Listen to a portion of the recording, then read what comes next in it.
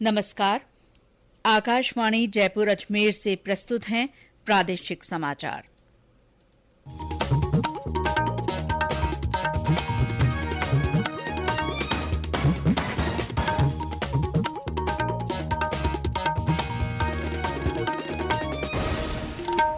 मुख्य समाचार।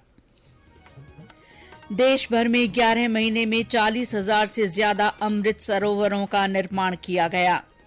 केंद्र सरकार ने नए वित्त वर्ष की पहली तिमाही के लिए लघु बचत योजनाओं पर ब्याज दरों में बढ़ोतरी की।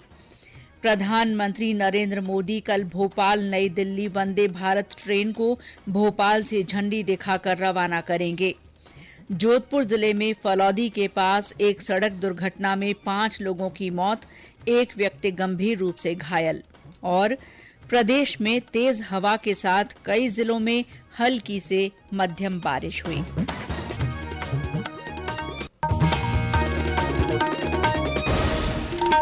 समाचारों के साथ मैं शीला चावला। और अब समाचार विस्तार से।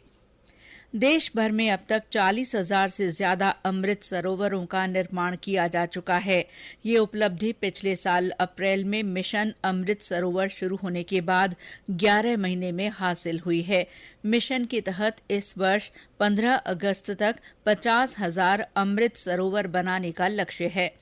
आजादी का अमृत महोत्सव के तहत प्रधानमंत्री नरेंद्र मोदी ने पिछले वर्ष 24 अप्रैल को मिशन अमृत सरोवर की शुरुआत की थी।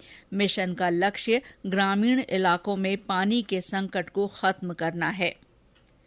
केंद्र सरकार ने लघु बचत योजनाओं पर ब्याज दरों में बढ़ोतरी की है। वित्त मंत्रालय की ओर से जारी आदेश के अनुसार नई दरें इस साल 1 अप्रैल से आगामी 30 जून की अवधि पर लागू होंगी। 1 साल की सावधि जमा पर अब 6.8% की दर से ब्याज मिलेगा। इसी तरह 2 साल सावधि जमा पर 6.9%, 3 साल पर 7% और 5 साल सावधि जमा पर 7.5% ब्याज देय होगा। वरिष्ठ नागरिक बचत योजना में ब्याज दर बढ़ाकर 8.2% कर दी गई है। किसान विकास पत्रों पर 7.5% और सुकन्या समृद्धि खातों पर 8% ब्याज मिलेगा। प्रधानमंत्री नरेंद्र मोदी कल भोपाल में संयुक्त कमांडर सम्मेलन 2023 में सम्मिलित होंगे।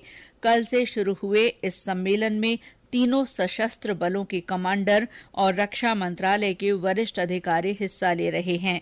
प्रधानमंत्री भोपाल दौरे के तहत कमलापति रेलवे स्टेशन पर भोपाल नई दिल्ली वंदे भारत ट्रेन को झंडी दिखाकर रवाना करेंगे। राज्यपाल कलराज मिश्र ने कहा है कि दीक्षांत समारोह विद्यार्थियों के नए जीवन की शुरुआत का पर्व है। उन्होंने आज सीकर में पंडित दीनदयाल उपाध्याय शेखावाटी विश्वविद्यालय के दीक्षांत समारोह में विद्यार्थियों को संबोधित करते हुए कहा कि वे अपनी शिक्षा का समुचित उपयोग समाज और राष्ट्र के उत्थान के लिए करें।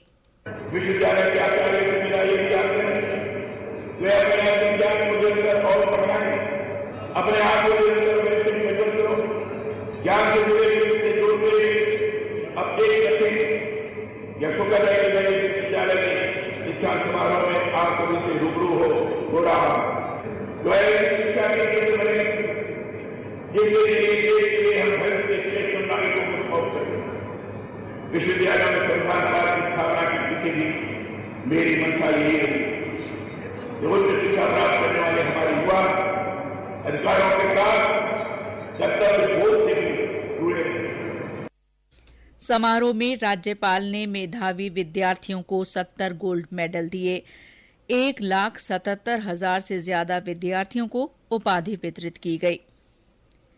मुख्यमंत्री अशोक गहलोत ने कहा है कि कांग्रेस देश को जोड़ने की बात करती है, जबकि भाजपा देश को तोड़ने की बात करती है। श्री गहलोत आज अजमेर में कांग्रेस के संभाग स्तरीय कार्यकर्ता सम्मेलन को संबोधित कर रहे थे। उन्होंने राज्य सरकार की जनहितकारी योजनाओं की चर्चा करते हुए कहा कि सरकार ने हर वर्ग के लोगों को बजट में राहत दी है। श्री गहलोत ने मीडिया से भी बातचीत की। ये समाचार आकाशवाणी जयपुर अजमेर से प्रसारित किए जा रहे हैं। स्वास्थ्य का अधिकार विधेयक के विरोध में निजी अस्पतालों के डॉक्टरों की हड़ताल आज 14वें दिन भी जारी रही। ज्यादातर निजी अस्पतालों में काम ठप होने के कारण मरीजों को काफी परेशानी का सामना करना पड़ रहा है। सरकारी अस्पतालों में मरीजों की खासी भीड़ बनी हुई है। साथ ही मरीजों ने अब इलाज के लिए दूसरे राज्यों का रुख करना शुरू कर दिया है। इस बीच निजी अस्पतालों के डॉक्टरों के प्रतिनिधिमंडल ने आज प्रदेश कांग्रेस अध्यक्ष गोविंद सिंह डोटासरा से मुलाकात की। ये मुलाकात करीब 1 घंटे चली। इंडियन मेडिकल एसोसिएशन के राजस्थान चैप्टर के अध्यक्ष डॉक्टर सुनील चुग ने आकाशवाणी को बताया कि श्री डोटासरा ने अधिकारियों की एक कमेटी बनाने का प्रस्ताव दिया है जो डॉक्टरों की आपत्तियों को दूर करेगी। उन्होंने कहा कि उनके प्रस्ताव पर विचार किया जा रहा है। जब तक कोई सहमति नहीं बनती तब तक आंदोलन जारी रहेगा। कोटा की डॉक्टर नीलम खंडेलवाल आज तीसरे दिन भी आमरण अनशन पर बैठी हुई हैं। उन्होंने कहा कि जब तक सरकार उनकी मांग नहीं मानती तब तक अनशन जारी रहेगा। डॉक्टरों का 7 अप्रैल को एक बार फिर जयपुर में महारैली निकालने का कार्यक्रम है। कोटा की रामगंज मंडी को जिला नहीं बनाने से क्षेत्र के लोगों में आक्रोश है। इसको लेकर विरोध के स्वर मुखर होने लगे हैं। रामगंज मंडी को जिला बनाने की मांग को लेकर आंदोलन की तैयारियां शुरू हो गई हैं। 2 अप्रैल को सर्वदलीय और सर्वजातीय बैठक बुलाई गई है। शहरवासियों का कहना है कि प्रदेश में कई छोटे जिले बना दिए गए, लेकिन कोटा स्टोन, कृषि उपज मंडी, आबकारी और परिवहन विभाग से हर साल मोटा राजस्व देने के बावजूद रामगंज मंडी की उपेक्षा की गई है। बूंदी के नैनवा को भी जिला बनाने की मांग जोर पकड़ रही है। श्रीगंगानगर के सूरतगढ़ को जिला बनाने की मांग को लेकर धरना और अनशन जारी है। इसको लेकर शराबबंदी आंदोलन की राष्ट्रीय अध्यक्ष पूजा भारती छाबड़ा बीकानेर के अस्पताल में सत्याग्रह कर रही हैं। सूरतगढ़ को जिला बनाने की मांग को लेकर कांग्रेस के कार्यकर्ता भी अनशन पर बैठे हैं। जोधपुर जिले में फलौदी के पास राष्ट्रीय राजमार्ग 11 पर एक सड़क दुर्घटना में 5 लोगों की मृत्यु हो गई और एक व्यक्ति गंभीर रूप से घायल हो गया। दुर्घटना कैंपर और टैंकर के बीच टक्कर से हुई। मृतकों में फलौदी से जांबा की ओर जा रहे कैंपर सवार एक ही परिवार के लोग शामिल थे। कोटा जिले के कोटड़ादीप गांव में रामनवमी के जुलूस के दौरान हाई टेंशन लाइन से करंट हादसे में 3 युवाओं की मौत हो जाने पर ग्रामीणों में आक्रोश है। ग्रामीणों का आरोप है कि जुलूस के दौरान हाई टेंशन लाइन के झूलते हुए तारों के कारण अखाड़े में करतब दिखा रहे युवाओं के साथ ये हादसा हुआ। घटना से गुस्साए ग्रामीणों ने आज बड़ौद में स्टेट हाईवे को जाम कर मृतकों के परिजनों को आर्थिक मदद देने की मांग की। वे बिजली विभाग के दोषी अधिकारियों और कार्मिकों के खिलाफ कार्रवाई की भी मांग कर रहे थे। जिला कलेक्टर ओपी बुनकर ने परिजनों को 1-1 लाख रुपए की आर्थिक सहायता और परिजनों को संविदा पर नौकरी देने का आश्वासन दिया है। कोटा के छावनी फ्लाईओवर हादसे में घायल बुजुर्ग ने भी दम तोड़ दिया है। एम्बुलेंस की टक्कर से हादसे में कल एक दंपति की मौत हो गई थी। हादसे के शिकार बूंदी जिले के कापरेन निवासी हैं। हादसे से आक्रोशित ग्रामीणों ने विधायक चंद्रकांता मेघवाल के नेतृत्व में अस्पताल में मोर्चरी के बाहर धरना दिया। ग्रामीण पीड़ितों को मुआवजा दिलवाने और आरोपियों के खिलाफ कार्रवाई की मांग कर रहे हैं। एम्बुलेंस चालक ने छावनी फ्लाईओवर पर बाइक सवार लोगों को टक्कर मार दी थी। चित्तौड़गढ़ जिले के बस्सी के लक्ष्मीपुरा गांव में 1 साल पहले 3 साल की मासूम को अगवा कर उसके साथ दुष्कर्म और हत्या के मामले में पॉक्सो अदालत ने आज आरोपी को दोषी मानते हुए उसे फांसी की सजा सुनाई है।